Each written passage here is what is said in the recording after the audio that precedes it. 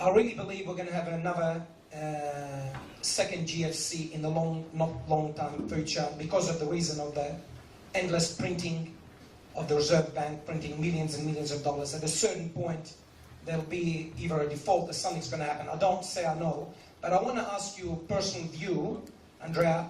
What do you think in a repeat of the GFC that happened in 2008-9, what would you think will be the reaction of Bitcoin and all the cryptocurrencies across the board? What is your personal opinion?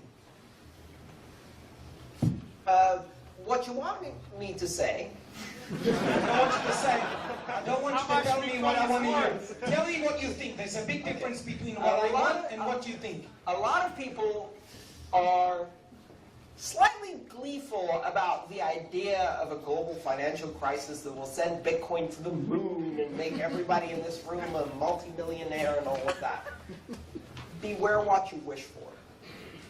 I think it really depends on the timing and the level of crisis we're talking about. I think small-scale regional crises in general are beneficial for alternative systems of money because they demonstrate why a different way might be better. And they give people choices. They give people a safe haven. They give people an opportunity to exit a broken system. They give people an opportunity to escape an oppressive government, move their money across a border as a refugee, send money home as an immigrant, whatever. Protection against inflation, protection against currency controls, protection against potentially one day war, genocide, and other crises like that. Absolutely.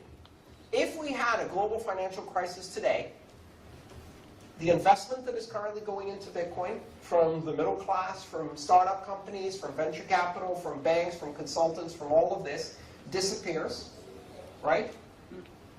Because people who don't have money can't invest money, right? We saw this happen in Greece.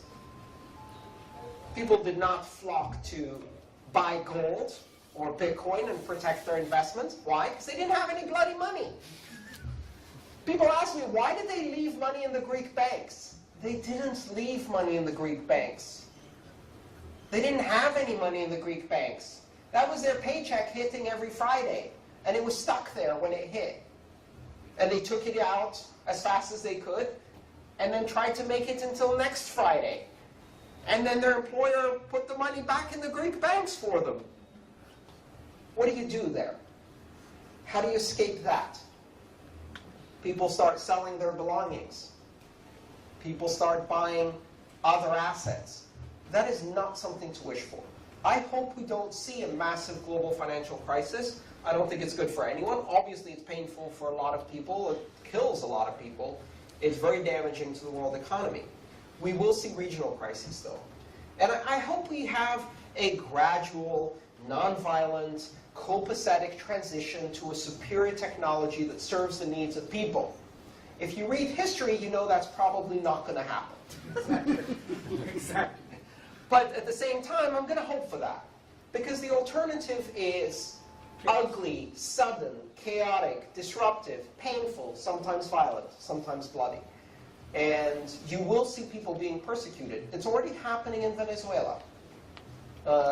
Bitcoin miners are being arrested and given jail sentences, sometimes up to life in prison, for mining an alternative currency, or as they call it, treason and sedition. This is happening today. Let's hope that doesn't spread. That's not the way to achieve success. The way to achieve success is not to have desperate people have no other choice. It's to have informed people have a choice and make it because they want to. And you're all here because of that. No one forced you to be here. That's how we'd like to keep it.